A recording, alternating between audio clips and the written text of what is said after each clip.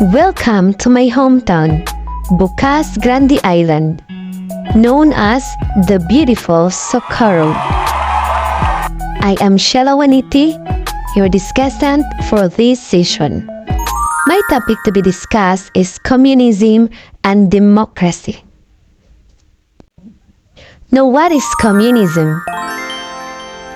Communism is the political and economic system in which the major productive resources in a society, such as mines, factories, and farms, are owned by the public or the state, and wealth is divided among citizens equally or according to individual need.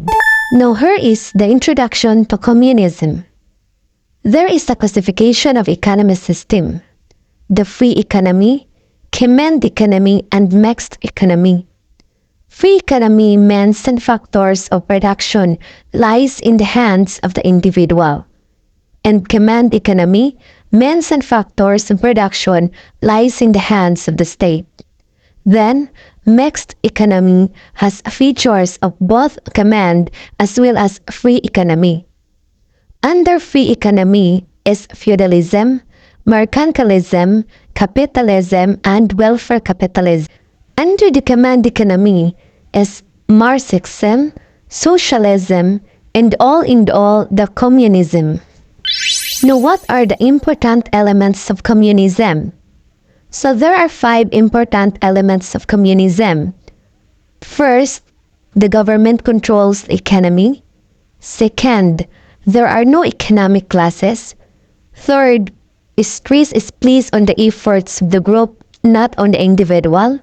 Fourth, the government controls and owns industry and property. And the last one is people give the rights up to the government. Now, here are the characteristics of communism.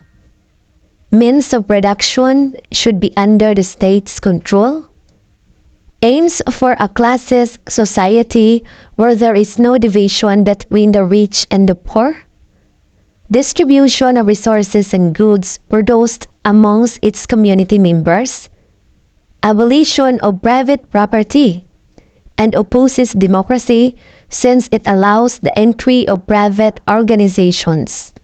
So those are the characteristics of communism. So that was how communism dominates the state. Now let us move to education. The goals of the education in communism are: first, teach many illiterate people to read and write. Then, train the personnel needed to carry on the work of political organization, agricultural and industrial production, and economic reform. Then, remold the behavior, emotions, attitudes, and outlook of the people.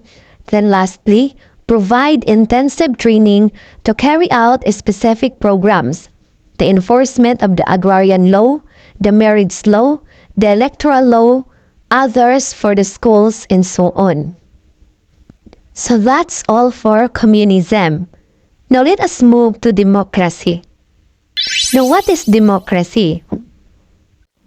The British Parliament is based on democracy.